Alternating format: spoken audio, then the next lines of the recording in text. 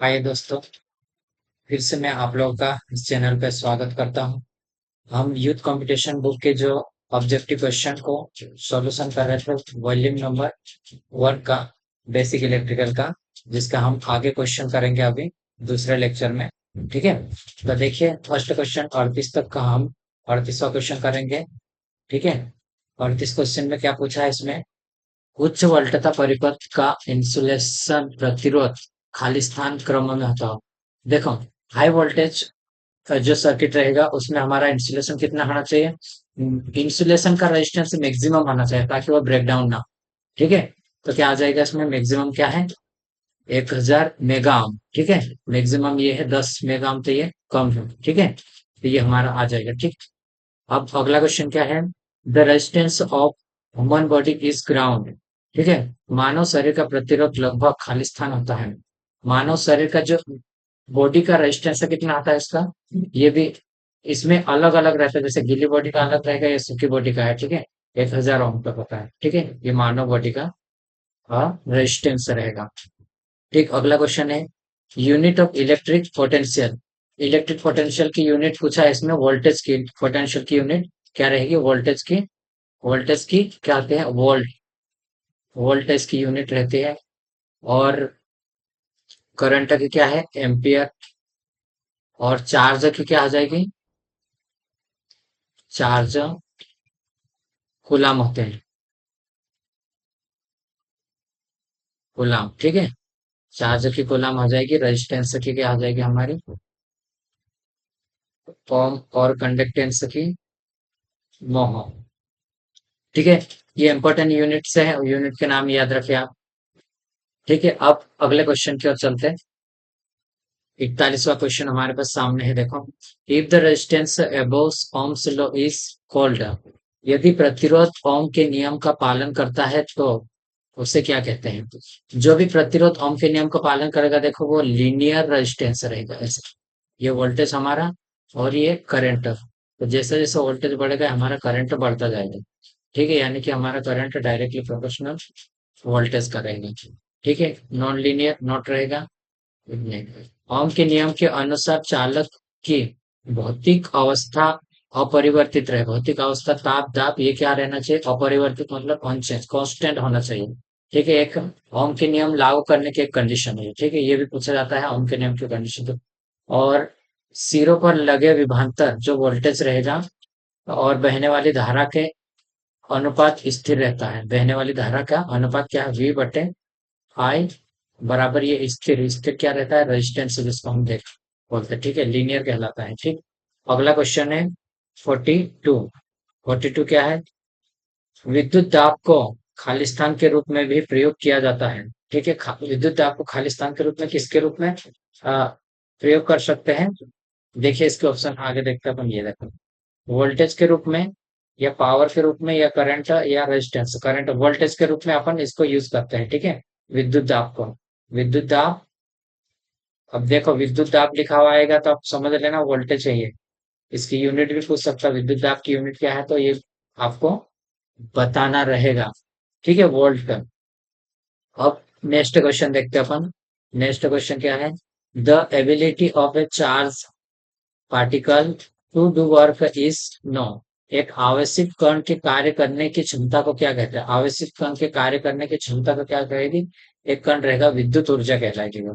ठीक है, कार्य करने की क्षमता क्या है? विद्युत ऊर्जा। कार्य करने की दर शक्ति।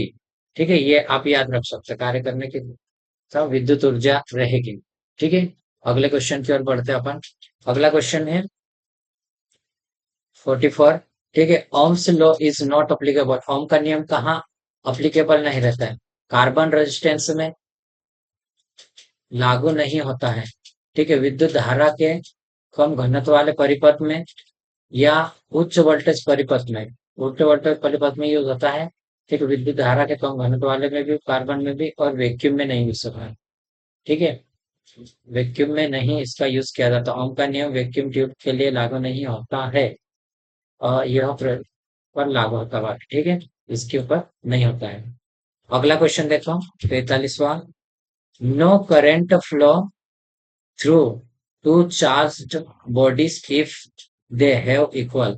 यदि तो आवेशित निकायों में खाली स्थान एक समान हो तो उसमें से कोई विद्युत धारा प्रवाहित नहीं होगा। ठीक है, मान के चलो दो बॉडी, एक ये है, ये रेजिस्टेंस है हमारा, ठीक है, वी ए और वी बी। अगर ये दोनों बराबर रहेगा, जैसे 10 10 ओम का, 10 ओम, ये भी 10 ओम रहे, तो यहाँ पे करंट क्या होगा, इसमें नहीं बहेगी। किस कंडीशन में नहीं बहेगी? दो आवेशित निकाय बोल रहा, आवेशित बॉडी रहेगी, दो बॉडी, और उनके बीच में क्या रहेगा, दोनों का पोटेंशियल अगर हमारा सेम है तो वहां पे करंट फ्लो नहीं बहेगी। अगर दोनों में किसी एक का ज्यादा और कम रहेगा तो ज्यादा से हमारी कम की ओर करंट बहना शुरू हो जाएगी। ठीक है, जितना, जैसे कि कोई खींच रहा है, एक हम इस तरह से समझ सकते हैं, एक ये रस्सी को यहाँ कुछ बल है उसको खींचेंगे इधर, और एक इधर से खींचेंगे, तो जिसका ज्यादा बल रहेगा वो उधर की ओर खींच सकता है, उसी प्रकार ये भी रहेगा। ठीक है, अगला नेक्स्ट क्वेश्चन क्या है, ये वाला था ना, आवश्यक ये हो गया, चलो आगे बढ़ते हैं। अगला क्वेश्चन 46वां।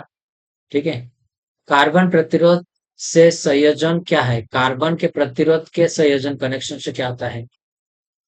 ठीक से अलग किया हुआ कार्बन ब्लैक, आंसर इसका ये हो जाएगा।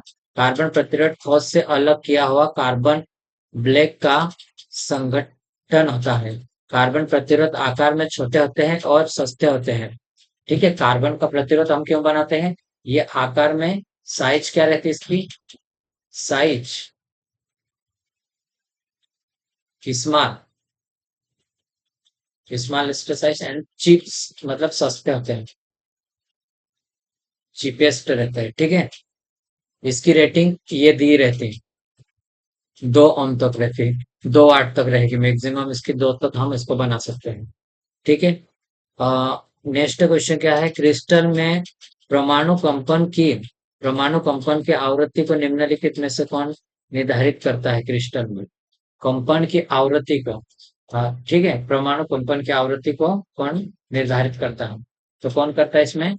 आंसर हो जाएगा हमारा ये सी। इसमें पड़ोस के साथ बनाए हुए बंधनों का कठोरता, कठोरता रहेगी इसका आंसर। ठीक है, ये करेक्ट। क्रिस्टल में परमाणु कंपन की आवृत्ति को उसके पड़ोसी के साथ में बनाए हुए बंध की कठोरता निर्धारित करती है। ठीक है, अगले क्वेश्चन की ओर बढ़ते हैं। क्वेश्चन बहुत सारे फ्रेंड्स, बहुत, इसमें थोड़ा सा अपन फास्ट चलेंगे ताकि ज्यादा से ज्यादा क्वेश्चन कर पाए। ठीक है, नेक्स्ट क्वेश्चन देखते हैं, what is means by zero initial condition for a system? System के लिए शून्य प्रारंभिक स्थिति क्या, का क्या अर्थ है? शून्य प्रारंभिक स्थिति का अर्थ क्या है? ठीक है, तो फर्स्ट ऑप्शन क्या है, इनपुट, शून्य इनपुट संदर्भ संकेत, या फिर शून्य संचित ऊर्जा, स्टोरेज एनर्जी, या प्रारंभ में गति, भाग में कोई गति नहीं। ये तीसरा। ये चौथा क्या है, सिस्टम इज एट रेस्ट, क्या है, रेस्ट, और no energy is storage in any components, प्रणाली स्थिर है और उसके, इसके किसी भी घटक में कोई ऊर्जा संग्रहित नहीं है।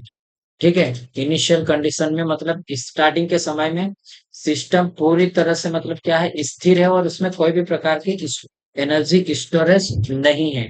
ठीक है, ये हमारा हो जाएगा डी वाला आंसर। किसी सिस्टम के लिए शून्य प्रारंभिक, जीरो इनिशियल कंडीशन स्थिति से तात्पर्य है कि सिस्टम रेस्ट कंडीशन में है और इसमें किसी भी अवयव में ऊर्जा संग्रहित नहीं है। अगला क्वेश्चन 49 वाला क्वेश्चन देखते हैं अपन अभी। Ohm's law is valid for, Ohm का नियम कहाँ पे वैध हो सकता है इसमें? देखो, ऑल एल्यूमिनियम डिवाइस, या ऑल टेम्परेचर, या और मेटल्स। ऑल टेम्परेचर तो नहीं, क्योंकि उसकी कंडीशन है कि टेम्परेचर उसका कांस्टेंट होना है। सभी धातुओं पर भी नहीं, क्योंकि ये सेमीकंडक्टर पर नहीं यूज हो सकता है। ऑल नॉन लीनियर पे भी नहीं, नॉन लीनियर पे तो होता ही नहीं, लीनियर पे होता है। ठीक है, ऑल कंडक्टर, कंडक्टर के ऊपर लागू हो सकता है। ठीक है, तो हमारा फर्स्ट वाला आंसर आ गया। ठीक है, इसकी थ्योरी देखते हैं अपन। देखो, ओम के नियम को मैं बार बार पढ़ा दिया, इसलिए देखो ये एक बार देख सकते हैं, लीनियर कंडीशन ये, और इसको अपन छोड़ते अभी। अगला क्वेश्चन 50 वाले देखो, which of the opposition is incorrect for the following statement? इसमें से कौन सा इनकरेक्ट है इन स्टेटमेंट में? ठीक है, ये देखना है अपने को। कौन सा है? All the resistance are connected end to end, सभी प्रतिरोध शुरू से अंत तक जुड़े होते हैं। ठीक है, ये समांतर की बात कर रहा तो ये तो नहीं होगा। ठीक है, ये वाला क्या है? Their resistance are set to be parallel. Parallel condition में जोड़ा रहता है, उसके बारे में बात कर रहा है। जैसे पैरेलल में कैसा रहता है? ये रेजिस्टेंस हमारा, ये रेजिस्टेंस है, मान लो ये दो रेजिस्टेंस है ये। ठीक है, इस तरह से रहेगा। Current in each resistance is different and may be calculate bye ohms law. ठीक है, अलग अलग रेजिस्टेंस में जैसे यहाँ से करंट जाएगी, ये आई जा रही, तो यहाँ I1 जाएगी और यहाँ पे I2 गए, तो ये करंट हमारे प्लस हो जाते हैं I1 प्लस I2। ठीक है, I1 प्लस I2 दो करंट हो गए हमारे, तो यानी कि करंट हमारे जुड़ सकते। ठीक है, ये वाला क्या था? एंड टू एंड जुड़ा रहता है, ऐसा बोला है। ठीक, तो ये गलत रहेगा और ये वाला हमारा सही हो जाएगा। और अगला question, potential difference across the all resistance is the same. सभी प्रतिरोध के बीच में जो वोल्टेज रहेगा वो सेम रहती है। ठीक है, पैरेलल में क्या रहती है? सेम रहती है वोल्टेज, सेम वोल्टेज होगी। ठीक है, ये सेम वोल्टेज होगी। अब इसमें से तीन ऑप्शन में से देखो, हमारे दो ऑप्शन सही है और ये ऑप्शन गलत है। राइट आंसर हमारा केवल गलत ऑप्शन कौन सा है वो पूछा है। ठीक है, अगला ऑप्शन भी देख लेते हैं अपन। तो क्या है अगला ऑप्शन इसमें? The total current is the sum of the three separate current से, कुल तीनों अलग अलग धाराओं का योग, मतलब उसमें करंट रहेगी वो सब में जुड़ जाती हैं। ठीक है, वो मैं दो का बनाया, जैसे ये तीन का बनाया है, जैसे ये पैरेलल में है। ठीक, R1 R2 एंड R3। ठीक है, यहाँ पे करंट I1 I2 I3 ये बहेगी और ये हमारी करंट टोटल इसकी जाएगी, तो ये सम हो जाएगा इनका। ठीक है, अब देखो समांतर कनेक्शन में क्या क्या होता है वो देख सकते हैं अपन। समांतर कनेक्शन में सभी प्रतिरोध शुरू से अंत तक जुड़े होते हैं। ठीक है, जैसे ये शुरू रहेगा, ये अंत। ठीक है, ये शुरू और ये अंत, तो ये सभी ऐसे जुड़े रहेंगे। ठीक है, समांतर क्रम में जुड़े प्रतिरोध के एक्रॉस वोल्टता का मान समान होता है। कैसा? वोल्टेज का मान सेम रहेगा, वोल्टेज इज सेम। ठीक है, voltage is same in parallel. ठीक है, और प्रत्येक प्रतिरोध में धारा अलग अलग होती है, ओम के नियम से हम ज्ञात करते हैं। करंट डिवाइडेड हो जाते हैं। ठीक है, क्या हो जाते हैं? करंट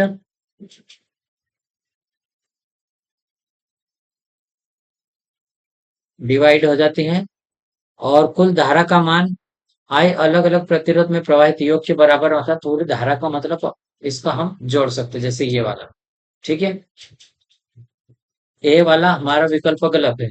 ठीक है, अब 51 को हम करते हैं। इसमें क्या है? Find the odd one from the following. इनमें से जो विषम है उसको देखना है।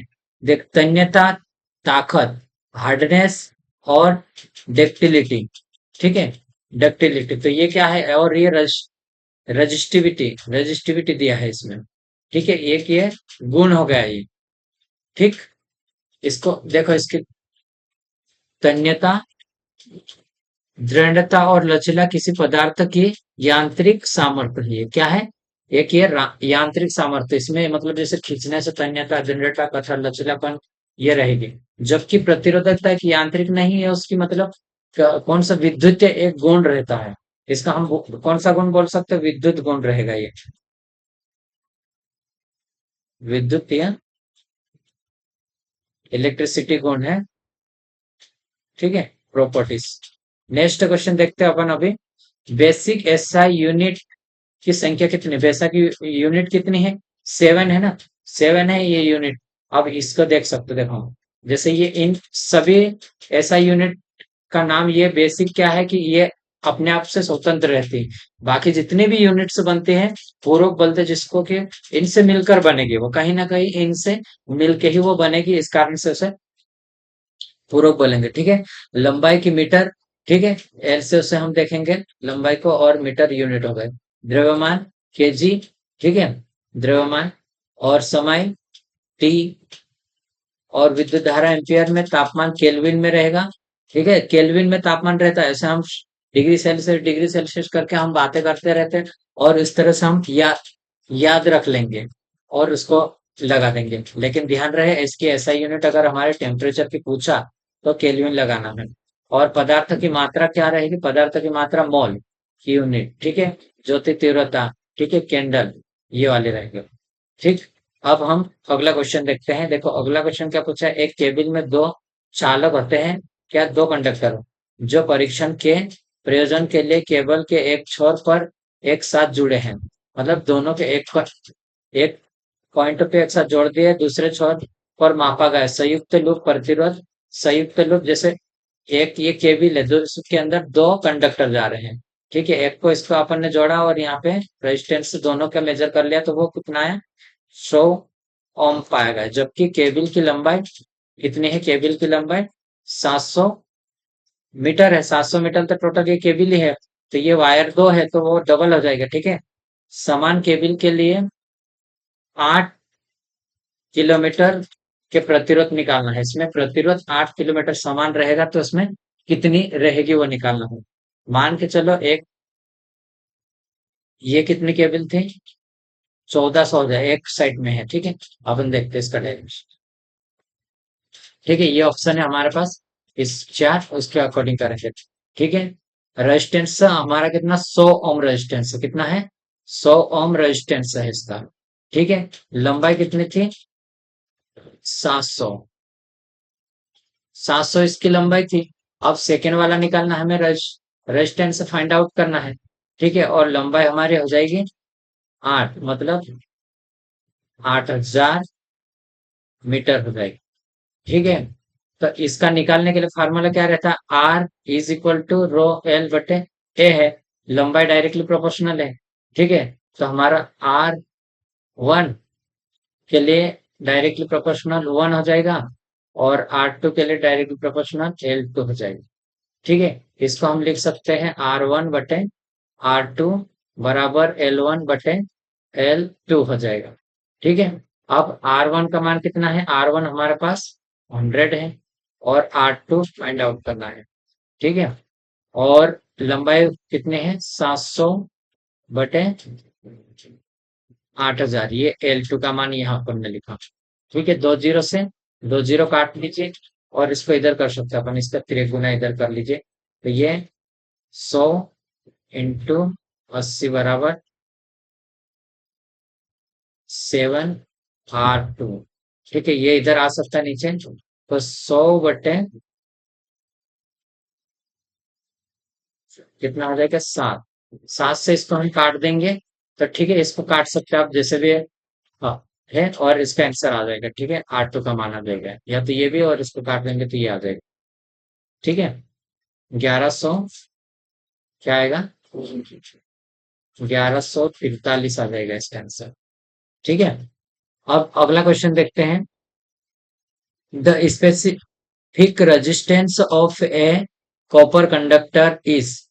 कॉपर चालक की विशिष्ट प्रतिरोध क्या है, विशिष्ट प्रतिरोध कॉपर चालक की, ठीक है। ये हमारे पास less than the specific resistance of silver, silver से कम रहेगी, ठीक है। और चांदी की विशिष्ट प्रतिरोध से अधिक, हाँ ये बात भी सही है। सोने की विशिष्ट प्रतिरोध से अधिक, या more than specific aluminium, aluminium से अधिक नहीं होगी, ये वाला भी, ठीक है। देखो इसका डेरिवेशन देखते हैं। कॉपर की विशिष्ट प्रतिरोध चांदी से अधिक होती है, किससे, विशिष्ट प्रतिरोध चांदी से अधिक होती है, इसमें मुक्त इलेक्ट्रॉन की संख्या अधिक होती है, जिसके कारण कॉपर की तुलना में चालकता अधिक होती है इसमें, ठीक है। ये क्या है, चांदी, चांदी की रेजिस्टेंस से ज्यादा, उसके बाद फिर रेजिस्टेंस इसमें कम रहेगा, कॉपर हो गया ये, कॉपर, उसके बाद फिर ये सोना, उसके बाद एल्यूमिनियम, एल्यूमिनियम सबसे ज्यादा इसमें रेजिस्टेंस रहेगा, फिर उसके बाद सोने में रहेगा, फिर कॉपर में, फिर चांदी में, चांदी में सबसे कम रहेगा रेजिस्टेंस, ठीक है। चालकता और ये देख सकते हैं चालकता की रेजिस्टेंस कम और कुचालक से सबसे ज्यादा रहेगी। ठीक है, और अर्धचालक मीडियम में। प्रतिरोधकता क्रम चालक, अर्धचालक और कुचालक। प्रतिरोधकता मतलब रजिस्टिविटी, रजिस्टिविटी मतलब रजिस्टिविटी जो हमारे मतलब इंसुलेटर में सबसे ज्यादा रहेगी, फिर सेमीकंडक्टर में रहेगी, सेमीकंडक्टर में फिर कंडक्टर में रहेगी। ठीक है, सबसे ज्यादा रजिस्टिविटी किसमें है बोले तो हम इंसुलेशन में बोलेंगे, और सबसे कम तो कंडक्टेंस में बोलेंगे। ठीक है, और जो मटेरियल की बात करेंगे तो सबसे कम कहाँ है, चांदी में। ठीक है, अब अगला क्वेश्चन देखते हैं अपन, 55 वाला क्वेश्चन ये है। क्या है इसमें दिया देखो, स्पेस निर्वात में एक आवेश dq के द्वारा r दूरी पर रखे एक अन्य आवेश q के कारण अनुभव किया गया बल। आप बल देखना है। ठीक है, एक यहाँ रहेगा और यहाँ पे दूसरा q आवेश है, उसके द्वारा जो अनुभव किया गया बल रहेगा वो। ठीक है, आवेश कितना है हमारे पास, ये आवेश है। ठीक है, dq और दूरी r है। निरपेक्ष चुंबकशीलता जो रहती है ये हो जाएगी हमारी। तो देखो जो टोटल बॉल निकालते हैं उसका फोर्स इज इक्वल टू दोनों आवेश के डायरेक्टली गुणनफल रहेगा, डी क्यू हो गया। ठीक है, और उनके बीच की दूरी क्या जो रहेगी, ये दूरी आर के स्क्वायर में रहेगी। ठीक है, आर स्क्वायर, और दोनों के बीच में ईयर या कुछ रहेगा उसका 4 पाई एप्सिलॉन 0। ठीक है, ये आ जाएगी, इतना हमारे पास रहेगा बल्स। ठीक है, इतना बल रहेगा। अब अगले क्वेश्चन देखते हैं अपन, 56वां क्वेश्चन है। देखो इसमें क्या है, the slope of the graphical representation of Ohm's law represented which of the following components। ओम का नियम ग्राफिक प्रदर्शित करता किस में प्रदर्शित करता। ठीक है, तो ये वाला क्वेश्चन बार बार कर देखो, इम्पीडेंस, चालकता और इंडक्टिव रिएक्टेंस। इसमें तो नहीं दिखाता, ये रेजिस्टेंस में दिखाता है। ठीक है, तो हमारा आंसर रेजिस्टेंस हो जाएगा। ठीक, अगले क्वेश्चन देखते हैं अपन। देखो ये अगला क्वेश्चन हमारा आ गया है, electric field intensity at any point is equal to. ठीक है, क्या बोला है इसमें, किसी बिंदु पर विद्युत क्षेत्र की तीव्रता किसी एक पॉइंट पर क्या कहलाएगी वो, विद्युत क्षेत्र की तीव्रता उस बिंदु पर विभव प्रवणता के बराबर होती है, पोटेंशियल ग्रेडियंट के बराबर रहते हैं। ठीक है, किसके बराबर हो जाएगी, पोटेंशियल ग्रेडियंट के बराबर हो जाएगी एक बार। ठीक, किसी बिंदु पर विद्युत क्षेत्र की तीव्रता उस बिंदु पर विभव प्रवणता के बराबर होती है। विद्युत क्षेत्र में किसी बिंदु पर विभव प्रवणता दूरी के सापेक्ष विभव परिवर्तन की दर को कहते हैं, जबकि इस विभव परिवर्तन की दर को विद्युत बल दिशा में उस बिंदु पर माना जाता है। ठीक है, अगला क्वेश्चन देखो, ओम्स लॉ इज क्लोज। देखो ओम का नियम आ रहा है बार बार, इसको अपन ज्यादा डिस्कस नहीं करेंगे ताकि ये बहुत बार हो चुका है। ठीक है, कॉपर इलेक्ट्रोड में रहेगा ये। ओम का नियम पालन कौन सा करे, मेटल रेक्टिफायर तो नहीं करेगा। ठीक है, क्रिस्टल भी नहीं करेगा, आर्क भी नहीं। बस इसमें कुछ ऑप्शन से चेंज थे इसमें, ताकि जो कंफ्यूजन वाले रहेंगे। मेटल रेक्टिफायर, मेटल के बात हो रही, मेटल रेक्टिफायर नहीं, मेटल में किस में बना है वो चीजें ध्यान रहे। Electronic component, this is the electronic component is not. ठीक है, इलेक्ट्रॉनिक कंपोनेंट में कोई भी नहीं यूज होता क्रिस्टल और आर्क लैंप। ठीक है, आगे बढ़ते अपन देखो, अगला क्वेश्चन देखो ये अपन, ऑम्स लॉ इज फॉलोइज, यहाँ पे भी दिया है, ये वाला हो गया। ठीक है, आर्क लैंप पर लागा लागू नहीं होता है ट्रांजिस्टर में, diode, transistor, arc lamp, electrolyte. ठीक है, इसको भी याद रखना। और एक है नॉन लीनियर इक्विपमेंट में ओम का नियम लागू नहीं होता है। ठीक है, नेक्स्ट क्वेश्चन देखते हैं अपन। Next, three wire having conductance 2, 3 and 6 mho respectively are connected in parallel. ठीक है, ये कैसा है, पैरेलल में। एक ये है, पैरेलल में ये कनेक्टर है, कनेक्शन है इसका। ठीक है, अब ये रेजिस्टेंस का मान नहीं दिया है, ये दिया है हमें इसका 2, 3 और 6। जो कि मोह में दिया है कंडक्टेंस जी का मान दिया है। ठीक है, ये जी का मान है, ये ध्यान देना। इसमें क्या पूछा, the equivalent resistance is the circuit will be. अब इसमें पूछा गया है इक्विवेलेंट रेजिस्टेंस पूछा है। ठीक है, अब सबसे पहले क्या कर सकते हैं अपन, कंडक्टेंस से तो ये जुड़ जाएगा। ठीक है, तो ये क्या रहता है, पैरेलल में conductance G1 plus G2 plus G3 हो जाएगा। ठीक है, ये पूरा जुड़ जाएगा। जी, इसको अपन 1 माना, इसको 2 मान लेते हैं, इसको 3 मान लेते हैं। ठीक है, तो इसको हम जोड़ सकते हैं, 2 plus 3 plus 6 is equal to 11। अब हमारे पास रेजिस्टेंस पूछा है, रेजिस्टेंस कंडक्टेंस का ऑपोजिट होता है, तो हम इसका मान 1/11 कर सकते हैं। ठीक है, आंसर क्या है इसमें, 1/11 भी है। ठीक, ये आंसर हो जाएगा। देखिए, 2 मोह, 6 मोह और ये 3 मोह दिया है, इसको अपन ने जोड़ दिया है। ठीक, अब देखो कंडक्टेंस इसमें क्या हो रहा है, ऑपोजिट होता है, और पैरेलल में अगर हमारा कंडक्टेंस से जुड़ा रहता है ऐसा, तो इसमें G1 G2 और G3 अगर दिया रहता और हमें रेजिस्टेंस से पूछता, तो हम क्या करते इसमें, इसका ऑपोजिट करके हम इसको जोड़ लेते। ठीक है, अगला क्वेश्चन देखते हैं अपन, 60, question number 60। If 2.2 metre long conductor have a cross sectional area कितना है, 0.025 metre square and resistance of 5 ohm, find the resistivity. Resistivity पूछा है इसमें। देखो रेजिस्टिविटी निकालने का फार्मूला क्या है, रेजिस्टिविटी रो एल बटे ए, जो जो दिया है उसके मान रखते जाएंगे अपन। ठीक है, क्या दिया हमारे पास, रेजिस्टेंस कितना है, देखो इधर आर बराबर, मैं यहाँ साइड में लिख लेता हूँ, डाटा क्या क्या दिया वो पहले लिख लो। 5 ओम है। ठीक है, लंबाई कितनी दी है इसमें, 2.2 मीटर है, और एरिया कितना दिया है इसमें, एरिया आ जाएगा हमें 0.025 मीटर स्क्वायर। ठीक है, ये इतनी है। अब इसमें देखते हैं अपन,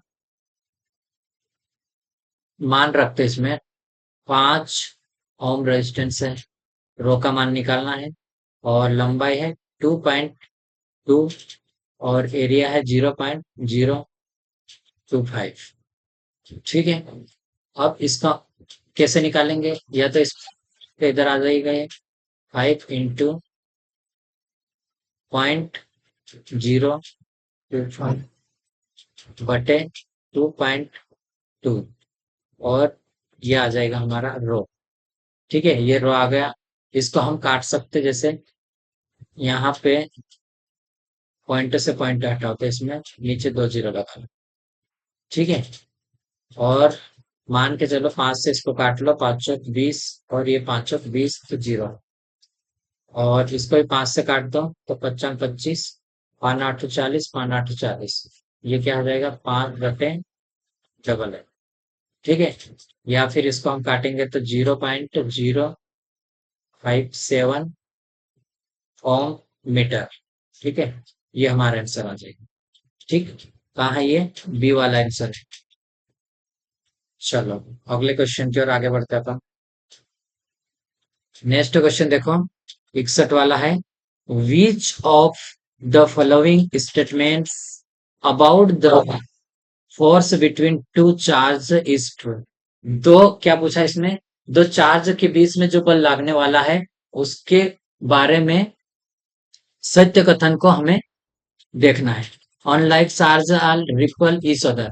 देखो, प्लस एक चार्ज है और एक माइनस, अनलाइक चार्ज मतलब, ठीक है, असमान आवेग एक दूसरे को प्रतिकर्षित करते हैं, नहीं भाई एक दूसरे को नहीं प्रतिकर्षित करेंगे ये। अगर ये सेम रहते, प्लस और प्लस रहते हैं, तो ये एक दूसरे को, ये माइनस रहते तो वो एक दूसरे को क्या करते हैं, प्रतिकर्षित करते हैं। और अगर ये क्या करेंगे, अलग अलग रहे तो अट्रैक्ट करेंगे। ठीक है, अट्रैक्ट करेंगे। और ये हमारे पास क्या करेंगे, सेम रहेंगे तो रिपल करेंगे। क्या करेंगे, unlike charge ripple. Ripple each other, ठीक है, ये रहते। तो इसमें फर्स्ट वाला ऑप्शन तो हमारा ऐसे ही गलत हो गया, ठीक है। सत्य क्वेश्चन पूछा हमें, like charge attract each other, like charge समान आवेश एक दूसरे को आकर्षित करते हैं, नहीं करेंगे, समान तो रिपल करेंगे, ठीक है, ये भी नहीं होगा। No force exist between two unlike charge, मतलब ये क्या बोल रहा है कि दोनों, मतलब आवेश के बीच में कोई बल नहीं होता है, नहीं, ये भी गलत हो जाएगा क्योंकि बल होता है। आगे क्या है, a force, a force of repulsion exist between to like charge, दो लाइक चार्ज के बीच में रिपल्सन रहता है, ठीक है, ये वाला तो हमारा राइट आंसर हो जाएगा, ठीक है। दो समान आवेशों के बीच लगने वाला बल एक प्रतिकर्षण बल होता है, दो असमान आवेशों के बीच आकर्षण बल लगता है, यह बल दोनों आवेशों के परिणाम के और उनके बीच की दूरी, बीच की दूरी की प्रकृति पर निर्भर करता है, किसके ऊपर निर्भर कर रहा है, दोनों बल के परिणाम, ठीक है, दोनों आवेशों के परिणाम और उनके बीच की दूरी के और उसके मध्य प्रकृति जो रहेगा, एप्सिलॉन जीरो एप्सिलॉन आर ये है, पर निर्भर करता है। कूलाम ने अपने प्रयोग के आधार पर दो आवेश के बीच लगने वाले बल के दो नियम दिए, ठीक है। उन्होंने, गुलाम ने क्या दो नियम दिए, क्या दिया है देखो, दो आवेशों के बीच आकर्षण और प्रतिकर्षण बल उनके आवेश के गुणनफल के डायरेक्टली प्रोपोर्शनल रहता है, ठीक है। कैसा रहता है, ये फोर्स रहेगा Q1 and Q2 directly proportional रहेगा, ठीक है। और उन, दूसरा नियम क्या बोलता है, दो आवेशों के बीच में जो आकर्षण है प्रतिकर्षण जो बल लगता है वह उनके बीच की दूरी के वर्ग के विक्रमानुपाती है, ठीक है, इनडायरेक्टली प्रोपोर्शनल टू स्क्वायर, ठीक है, ये रहेगा। और ये प्रकृति में जो रहेगा आप इधर की साइड में लिखता हूँ, ठीक है। ये मटेरियल एटमॉस्फेयर पे डिपेंड करता है, 4 pi epsilon zero epsilon R हो जाएगा, ठीक है, इसकी यूनिट क्या हो जाएगी, न्यूटन, ठीक। ये इंपॉर्टेंट क्वेश्चन है। अब पूरा कूलाम का नियम इसमें आप समझ गए होंगे, ठीक है, एक क्वेश्चन के द्वारा पूरा रिवीजन हो गया आपका, ठीक। आगे बढ़ते हैं अब, 62 वाला क्वेश्चन है, देखो इसमें क्या दिया है, the electrons revolve around the nuclear which with high velocity, which type of force act against the centrifugal force and keeps the electrons in their orbit, electrons नाभिक के चारों ओर बहुत तेज से घूमते हैं, क्या है, नाभिक के चारों ओर, जैसे ये नाभिक है हमारा, मान के चलो ये नाभिक, इसके चारों ओर इलेक्ट्रॉन क्या रहते हैं, ऐसे कक्षा में घूमते रहते हैं। सॉरी, थोड़ा मैं अच्छे से बनाने की कोशिश करूंगी, इसको मिटाता हूँ,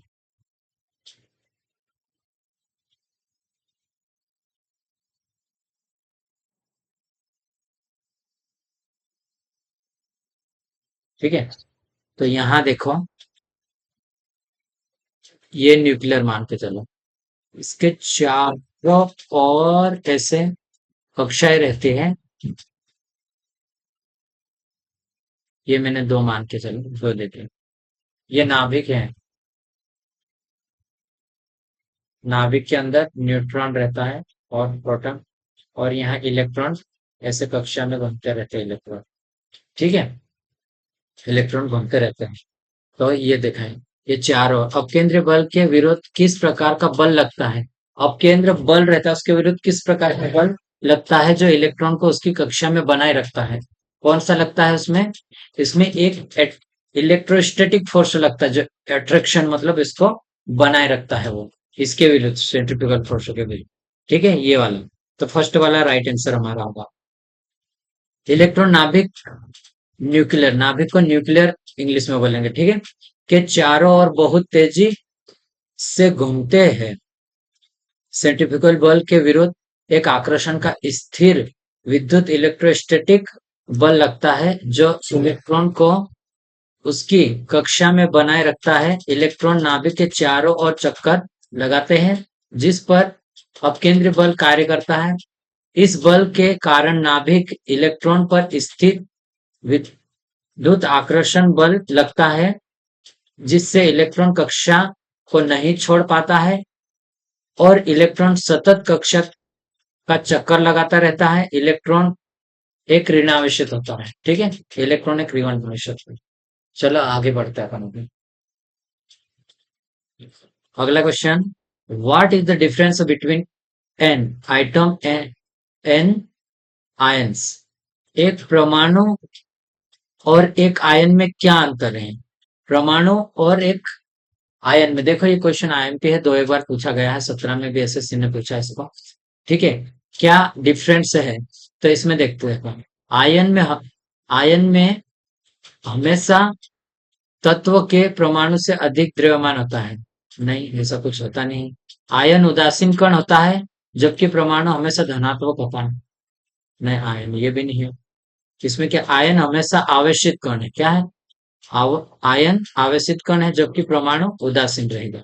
ठीक है, परमाणु एक उदासीन न्यूट्रल रहेगा ये।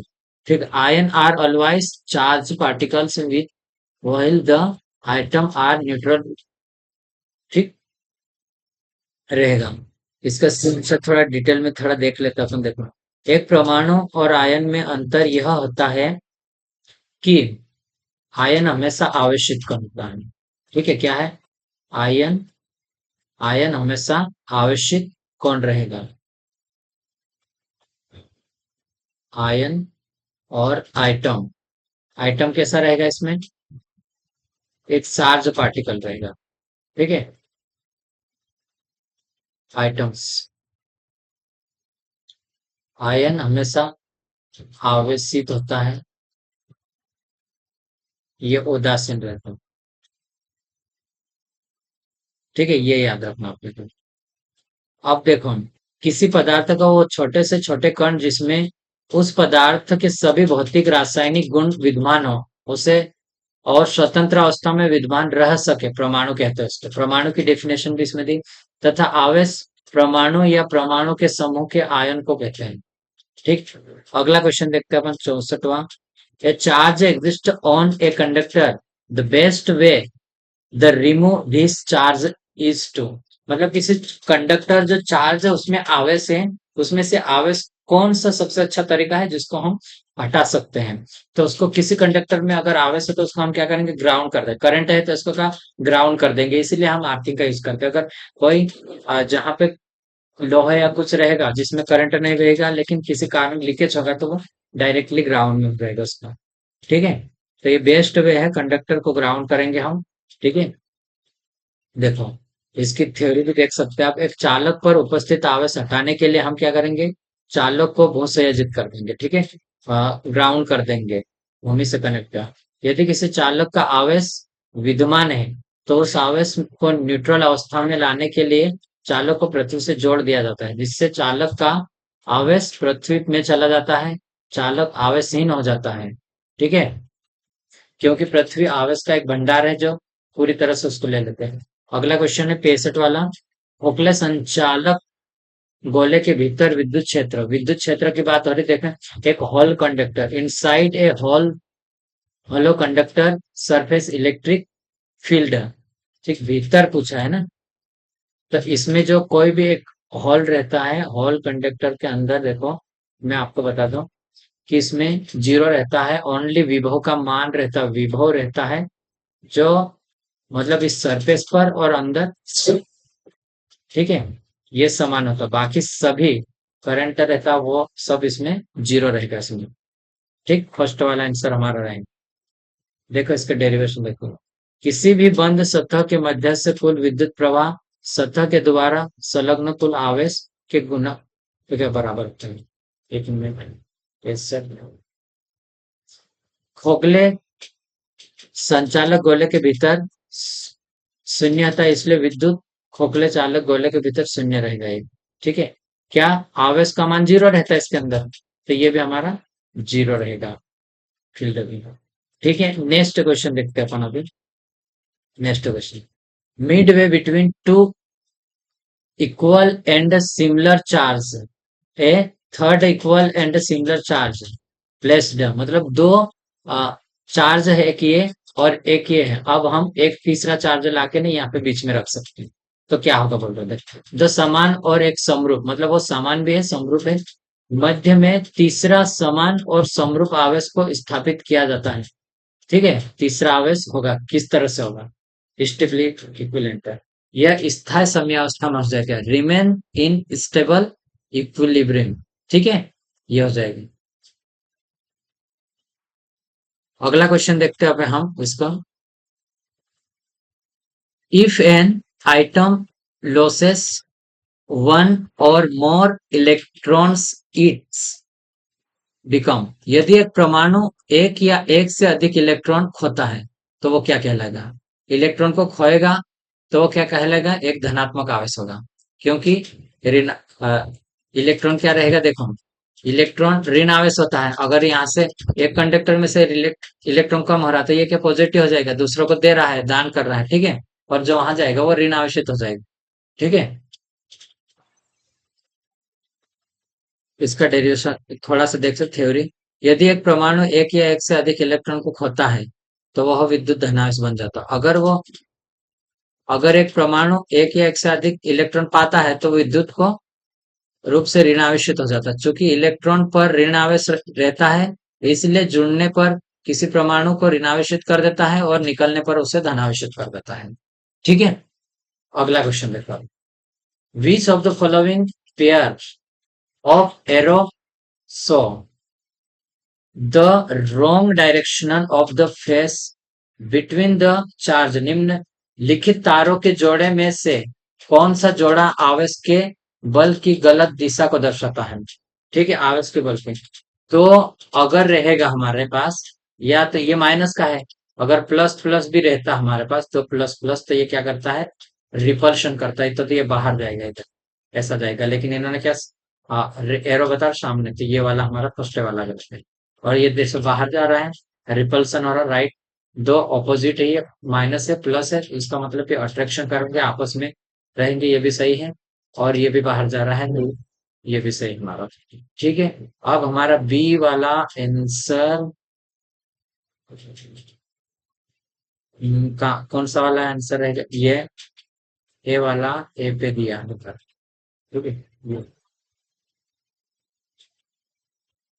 ये वाला, ठीक है, इसको ज्यादा समझने की जरूरत नहीं है, पहले भी अपन ने इसको पढ़ लिया है। ठीक है, अब देखते हैं, the electric field from A to B will be, मतलब ए से बी के बीच में विद्युत क्षेत्र, यहाँ पे पूछा है, ये ए है, ये वाला पॉइंट, ठीक है, और ये बी, उसके बीच में विद्युत क्षेत्र का, जैसे यहाँ से यहाँ जाएंगे तो वो क्या हो जाएगा, वो तो घटेगा।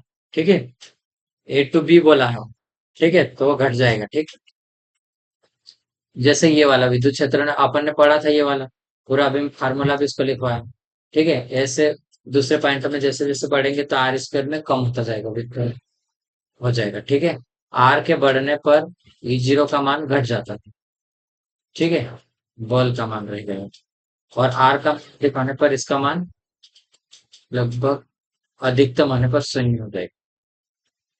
अगला क्वेश्चन क्या है, 70 नंबर का है, Coulomb's law for the force between electric charge closely resemble with, विद्युत आवेशों के बीच बल के लिए लगने वाला कूलम्ब का नियम लगभग किसके दृश्य होता है, कूलम्ब का नियम किसके दृश्य होता है, चलो ऑप्शन देखते हैं इसका अपने। कूलम्ब का नियम, देखिए न्यूटन लॉ के समान मोशन लॉ नहीं रहता है इस पर, एनर्जी कंजर्वेशन तो नहीं रहता, एनर्जी कंजर्वेशन किसमें रहता है, केवीएल में रहता है ना, एनर्जी कंजर्वेशन केवीएल, और चार्ज कंजर्वेशन में क्या रहेगा, के सी एल, चार्ज कंजर्वेशन आएगा, गॉस लॉ, न्यूटन ग्रेविटेशनल के लिए केस। ठीक है, ये इसके समान रहेगा, न्यूटन के गुरुत्वाकर्षण नियम के समान बात है, विद्युत आवेश के बीच लगने वाला कूलम्ब का नियम लगभग न्यूटन के गुरुत्वाकर्षण के नियम के तहत होता है। कूलम्ब के नियम के अनुसार दो आवेशित बिंदुओं के बीच का बल आवेश की सामर्थ्य के गुणनफल के सीधे समानुपाती होता है, तथा मध्यम की प्रकृति पर निर्भर करता है जिसमें आवेश रखे जाते हैं। ठीक है, इसके ऊपर डिपेंड करता है। अगला क्वेश्चन देखते हैं, आवेशित कणों के कारण बल की रेखाएं होती हैं, line of force due to charge particle are, कैसी रहती है, हमेशा वक्र रहती है इसकी।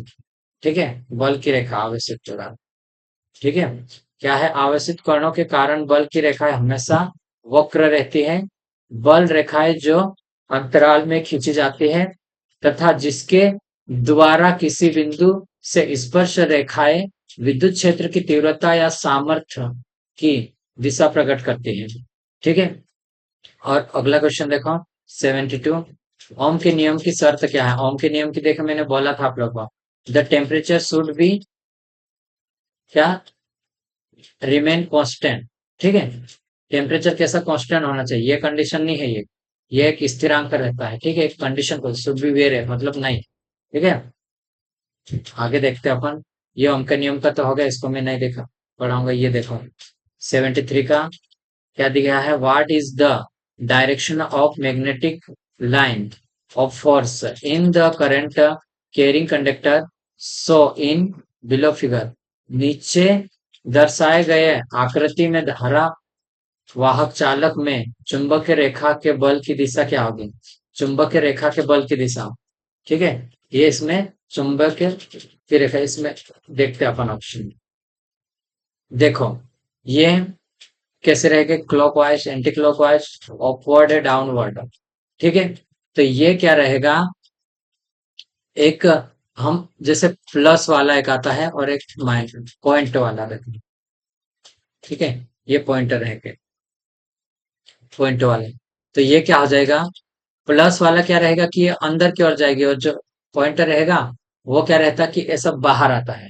ठीक है। ये प्लस वाले इस तरह से आगे बढ़ रहा, तो ये क्लॉकवाइज घूमेगा, और ये आ रहा है तो ऐसा कैसा आ जाएगा, ये इस तरह से आएगा।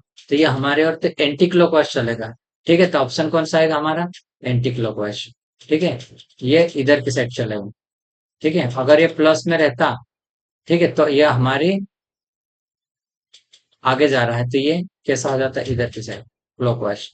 इसमें देखो फ्लेमिंग के दाएं बाएं हाथ के नियम अनुसार धारा वाहक चालक में चुंबकीय रेखा के बल की दिशा घड़ी की विपरीत दिशा में होगी। चुंबकीय बल रेखा एक ऐसा निकोण वक्र है जिसके किसी बिंदु पर खींची गई स्पर्श रेखा उस बिंदु पर कार्यरत चुंबकीय क्षेत्र की दिशा इंगित करेगी।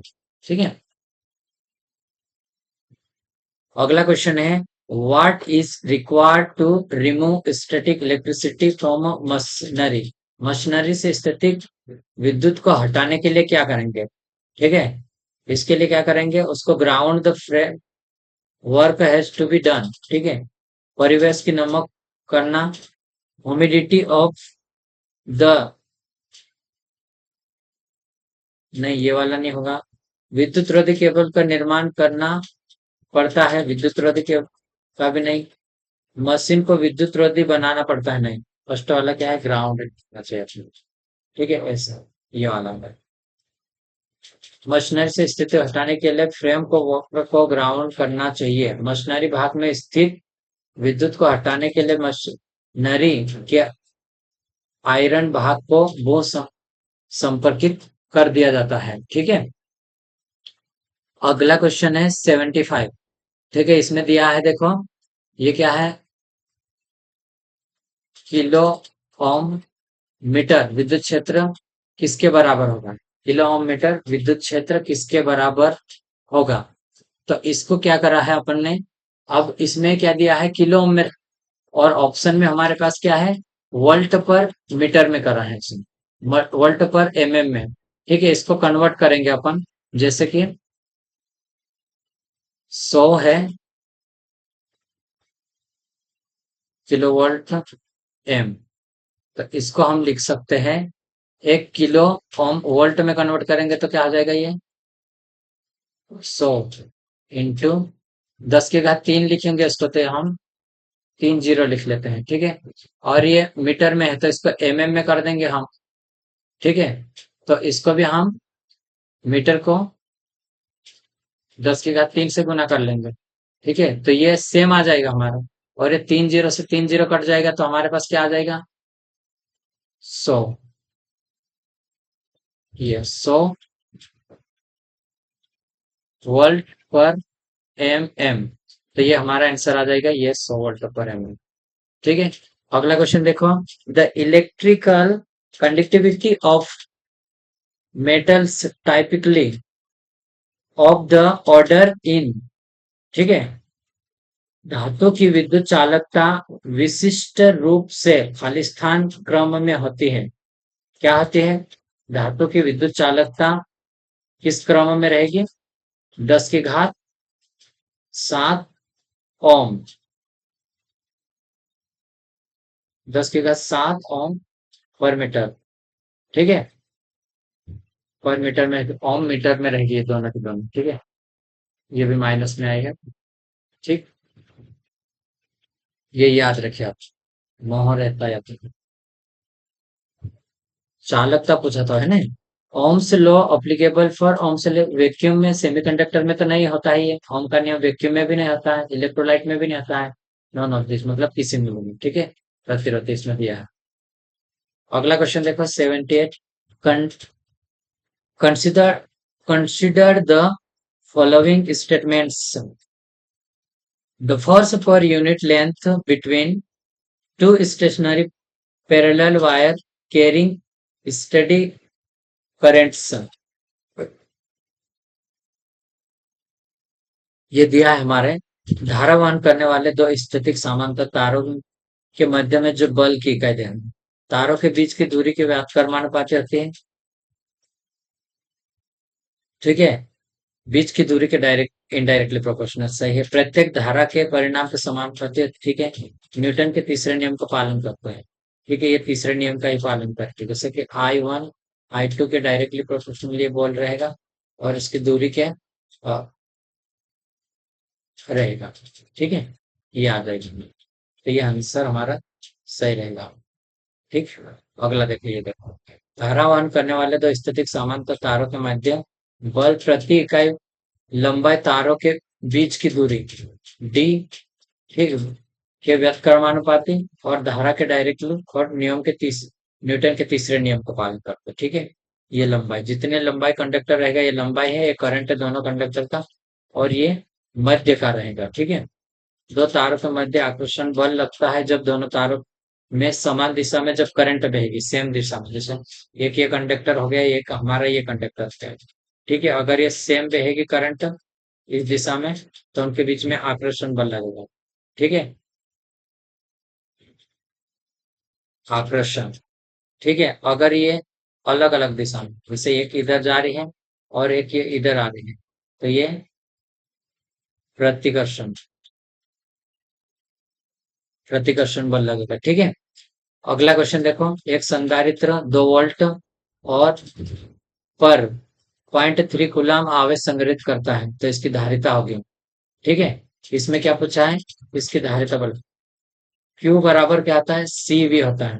अब हमारे इसी से निकाल लेते हैं। कूलम कितना है? आवेश 3 है। ठीक। वोल्टेज को इधर ले आए हम बटे में, तो कितना आ जाएगा? वोल्टेज 2 वोल्ट है बराबर C।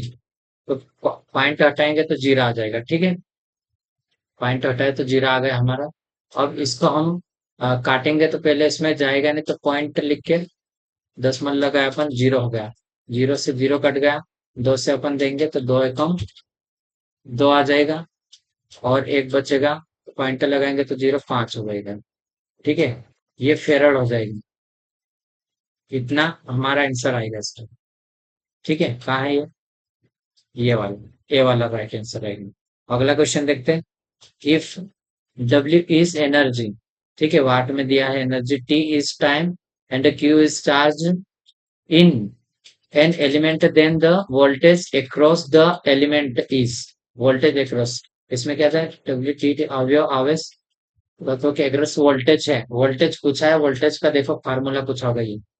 वोल्टेज V बराबर क्या आता है? वोल्टेज D किया गया कार्य बटे आवेश। ठीक है। तो ये कौन सा मैच करेगा? हमारा ये वाला। ठीक है। ना तो ये मत लगाना। ठीक है। डी लगाते इसके साथ में। ठीक।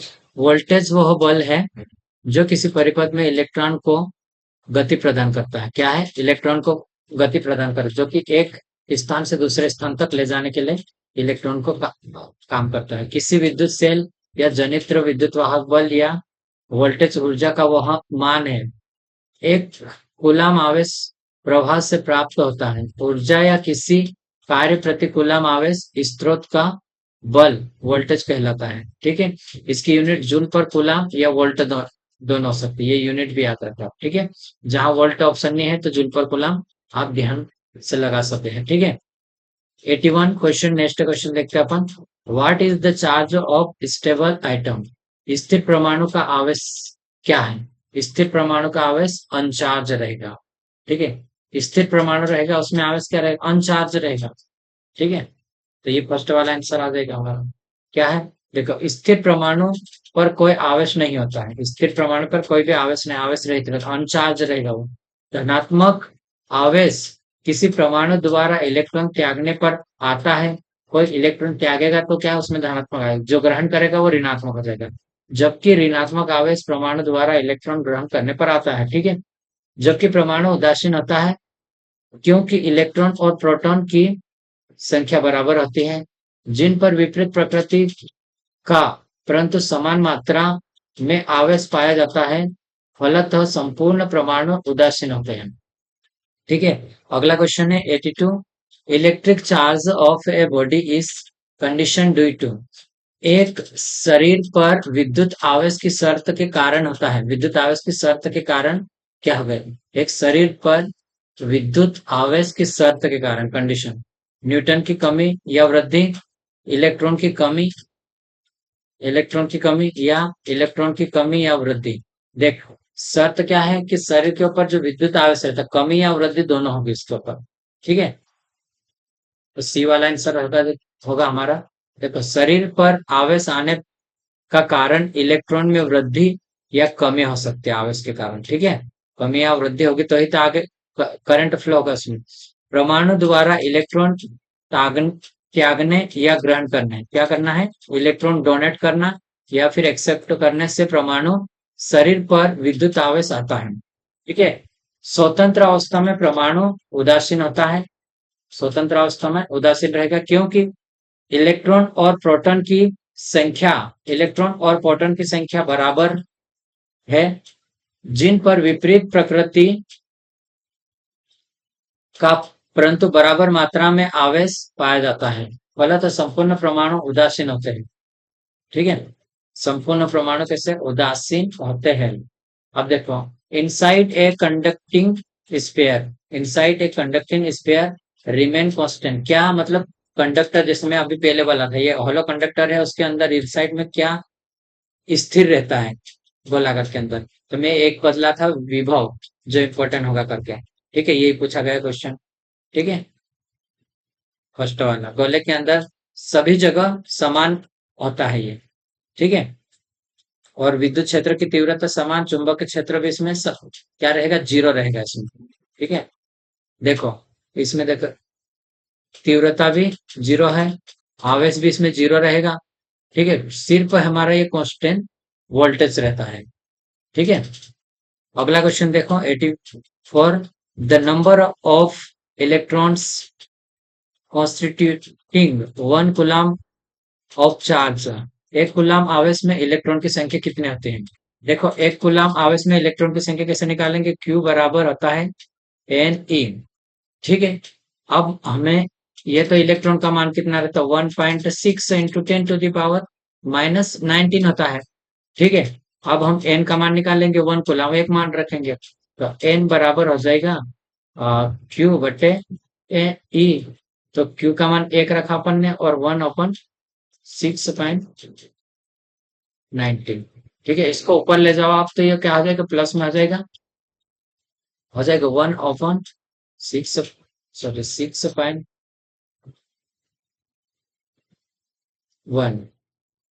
10⁻19 हो जाएगा। अब इसको काटेंगे हम तो ये आ जाएगा हमारा 6.25, 10⁻18 हो सकता है, या फिर इधर पॉइंटर रखेंगे तो 19 हो जाएगा। ठीक है, तो ये क्या है? ये वाला है हमारा 18 है, तो इधर पॉइंटर इधर रखा है तो ये वाला आ जाएगी। ठीक है, एक कूलम में इलेक्ट्रॉन की संख्या, एक कूलम के अंदर इलेक्ट्रॉन कितने रहते हैं तो आप ये याद रखो, डायरेक्ट निकालने की जरूरत नहीं, याद रह जाएगा 6.25 इंटू 10⁻18। ठीक है, क्वेश्चन में छुटाना। हाँ, चलो अगला क्वेश्चन करते हैं अपन। देखो इसमें क्या ऐसा है, ये पेन चली है इसमें। देखो चलो इसका कोशिश करता हूँ। ये तो कुछ अलग ही है। मिनट भी नहीं रखा है। एक मिनट।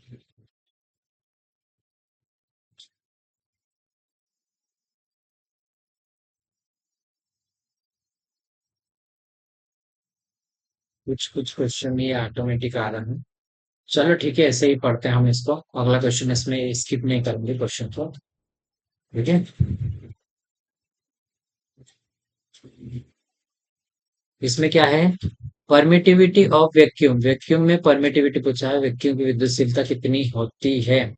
तो वैक्यूम की विद्युतशीलता देखो, वैक्यूम की आप याद रख सकते हैं इसको, 8.854 into 10 to the power -20 farad per metre होता है वैक्यूम में।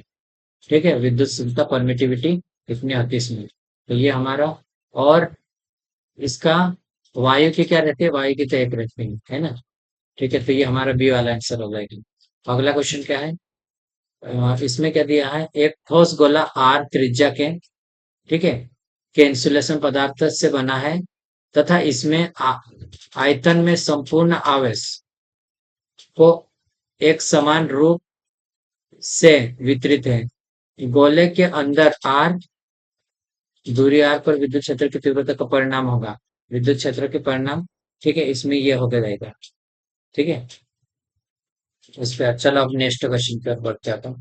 देख लो ये क्वेश्चन आ गया, इसमें कैसा निकाला, डेरिवेशन हुई है, कैसा निकालना है। ठीक है, इसको अपन छोड़ देंगे और अगला क्वेश्चन पढ़ेंगे।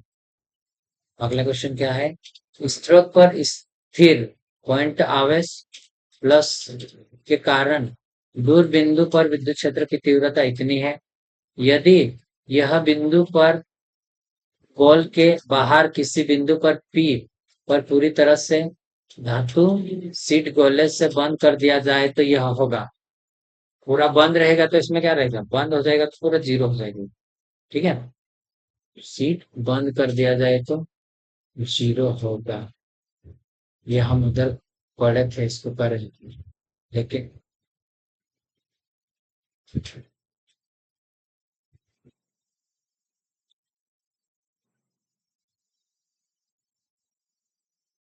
एक मिनट, कुछ दिक्कत आ गई।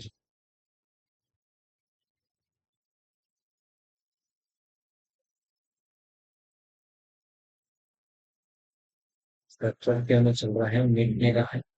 बाकी ऊपर का आ रहा है इनके पास।